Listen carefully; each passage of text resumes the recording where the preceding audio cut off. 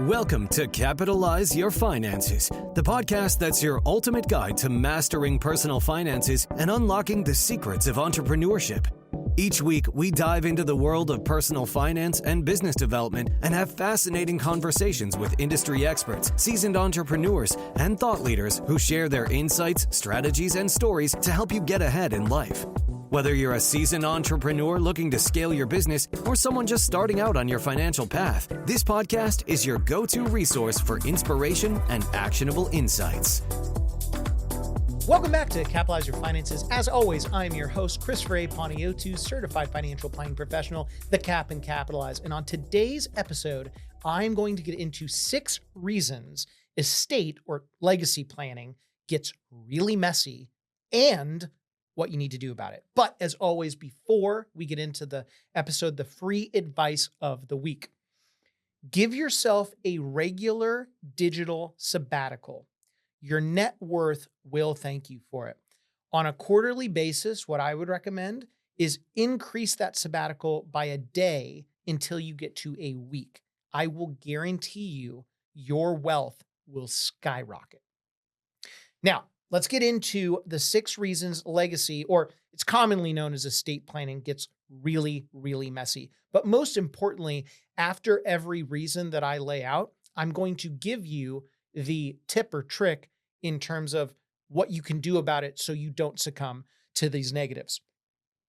So the first huge reason why estate planning gets messy. Tax laws constantly change. And unfortunately, they're complex and they're not getting any simpler. So to keep it simple, tax laws around passing down wealth, they're complicated. And what's worse is that you may not have a plan that has made, or you may even have a plan, but it hasn't made sense for years because it's so outdated. And unfortunately, if you don't have a plan, that's obviously bad. But if you do have a plan and it's outdated, it might as well be completely null and void, because due to the tax laws and the estate planning changes that come up really on an annual basis, when you pass away, your heirs, generally your kids, but it could be your nieces, nephews, charities, things of that nature, they could be stuck holding a bag of just fiscal and economic pain, and that will actually dovetail into emotional pain. So what do you do about it? Keep estate planning discussions ongoing. And we're going to talk about that more later on in the episode in terms of specifics, in terms of how to keep the discussions ongoing. The second reason estate planning just becomes massively messy. Discussing money with family can be really awkward. And for a number of reasons, it can be tough talking about money in general, but when family gets involved, you might as well multiply it by at least tenfold. And parents, and I see this all the time in my practice, they fear their kids' work ethic may decrease because an eventual windfall is coming their way. So why work any harder than they actually need to? And this is where either a trusted certified financial planner or an estate planning attorney can come in and be a tremendous help, as that person or both of them can be the gatekeeper to the awkwardness. So what do you do about it?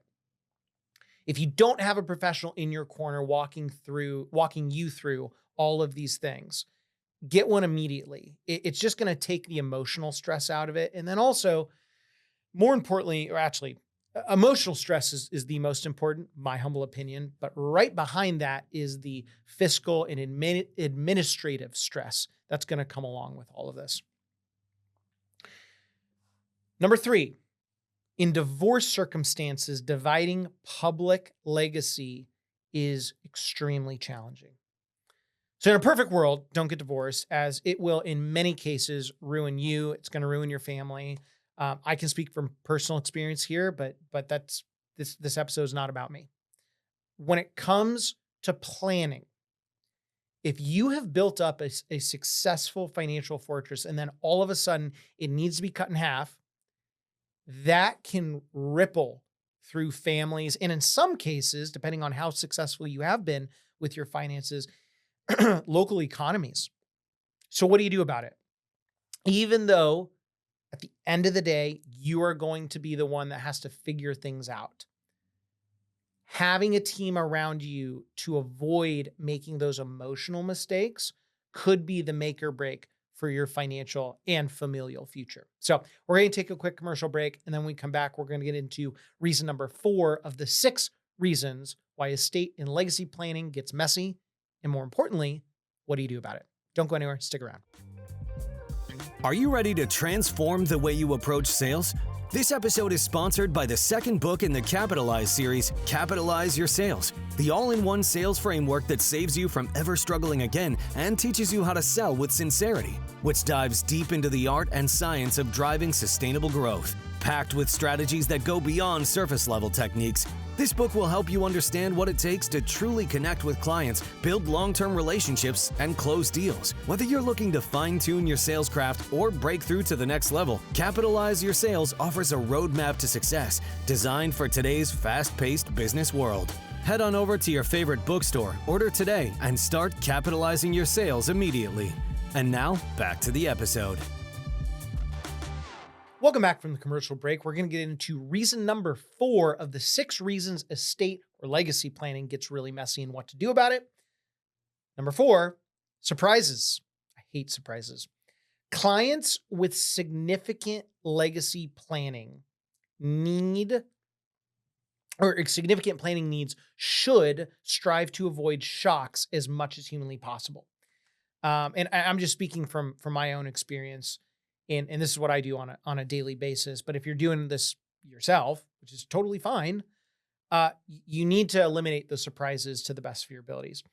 And, obviously the surprise that sucks the most is when you're expecting something and then you get nothing. But it can be equally as challenging to be blindsided by a windfall. And I know some of you listening are probably going to comment going like, well,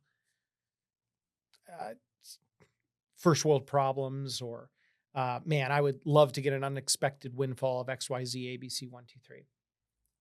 That's really easy for you to say. I can tell you, I've seen clients get windfalls. I've had people referred to me. They get this unexpected inheritance, and immediately they go from their normal selves to trusting no one. Because then you're asking yourself, do people want to be with me because of me or my money? You get more guarded. Some people just overspend it. They feel guilty about it. There's a multitude of things. So what do you do about these surprises? Or what do you do to get out ahead of these surprises, I should say? Bring your generations together and discuss what is going on. It could get really, really messy. I'm just warning you. And it could get dicey. In fact, there could be meetings where there could be yelling involved. There could be a multitude of things. In the end, you are going to be thankful you did what you did. Number 5, the paper plan doesn't always match what you and your family want. So what do I mean by that?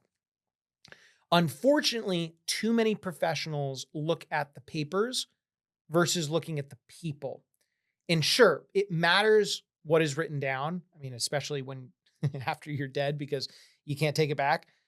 But what isn't written down is equally as important, because in some cases it should be in the paper, meaning your will or trust, but it's not. It's also worth noting that values and goals, they're going to change over time. So don't assume what you have is just a set it and forget it thing. And that's actually above and beyond estate planning. That's regarding financial plans. I have had clients come in, and we get a number of clients from big wirehouse firms, and I'll just say the names, like the UBSs or Morgan Stanleys or Merrill Lynch's. And I came from that world, and a lot of these groups, what they do is they make these gargantuan, complex plans, and you got to stick to them for 30 years. It's like, well, okay, you need to have guardrails in place. Sure. That's not how planning works, though. Planning is a very dynamic thing. And for those of you that have listened to the show for years, you've heard me talk about that forever. So what do you do about it? Make sure you set up a reoccurring meeting with your estate planning attorney to go over your estate plan. And it may not be as in-depth as years prior since you already have something in place. So these meetings could simply be a refresher. But for those of you that don't like having those meetings because it makes you think of death, here's my best advice. Get over it. You're going to die. So get used to it and get used to being comfortable with those conversations. Get used to having those conversations about your loved ones. I know it's not the most fun thing, but it's going to happen. So deal with it. And I'm actually going to speak for personal experience too. Like I actually don't, maybe it's just because of what I do, but I don't love talking about it, but I don't get uptight or emotional about it. My wife is the exact opposite. And funny little story, when she was pregnant with our first daughter, we got our estate plan redid with us together as a couple because we had our own situations before we were married. And I remember on the call, because our estate attorney wasn't able to come to the house, he's asking questions. And then I look up and my wife is just like, the waterworks are starting. And I tell my attorney, who's a good family friend, and hey, you gotta speed this up. You got to get this going. So shout out to Hayden Taylor for getting that done in an appropriate manner. And even the second time around, because now that we have 2 little girls as opposed to just 1, we just had that meeting and it was much quicker. It was after the fact. So the hormones for my wife were not flying like they were beforehand. So that's a free tip to all you guys out there that are expecting kiddos and you don't have an estate plan. Obviously get it done as soon as possible, but I'd probably wait till after your child's born. I made that mistake once and fortunately I'm never going to make that mistake again. Now, the last reason why estate planning gets really messy is and this one's a little bit more niche, but it's actually a lot more broad than you may think. Underuse of trusts can derail legacy plans. Trusts are without a doubt one of the most misunderstood tools out there for protecting and transferring assets. And they can be used in a flexible manner and can make sure that you transfer wealth to ensure a lasting legacy. Now, fun fact, you don't have to be mega rich to use a trust. And actually, most trusts opened in the United States are not opened by the richest rich people out there. It's by everyday Americans. Now, obviously, if you're drop dead broke, you're not going to need to use a trust in any kind, but you would be shocked regarding if you qualify for the use of a trust. And most of you will qualify at some point in your life to some capacity. Now, what do you need to do about it? Next time you sit down with your estate attorney, ask how a trust could be helpful to your situation. Now, in terms of specifics due to compliance and regulation, that's going to go beyond the scope of this episode. I'm not able to talk about it specifically. And even if I was, there's so many variables that come into play regarding what trust makes sense for you.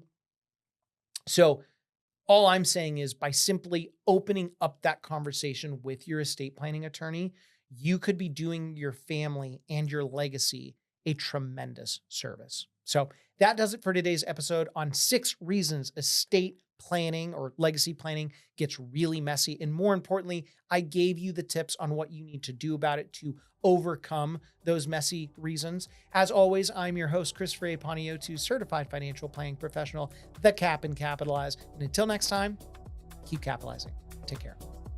As always, thank you for joining me today. If you have questions about today's episode or any personal finance questions, please reach out to me at Cap and Capitalize on Instagram, Chris at capitalizeyourfinances.com, or via our website, capitalizepodcast.com. If you want more Capitalize Your Finances content, head on over to capitalizepodcast.com and check out our blog, free resources, book, and online course. As always, I'm your host, Chris Panayiotou, certified financial planning professional, the Cap and Capitalize. And until next time, keep capitalizing. The information provided should not be considered specific tax, legal, or investment advice and is not specific to any individual's personal circumstances. Each taxpayer should seek independent advice from a tax professional based on his or her individual circumstances. These materials are provided for general information and educational purposes based upon publicly available information from sources believed to be reliable. The information in these materials may change at any time and without notice, and its accuracy cannot be guaranteed. Christopher Panayotou is a registered representative with and securities and advisory services offered through LPL Financial, a registered investment advisor, a member FINRA SIPC. Capitalize Your Finances, LLC is a separate entity from LPL Financial. Capitalize Your Finances is not registered as a broker-dealer or investment advisor. CRPS conferred by College for Financial Planning.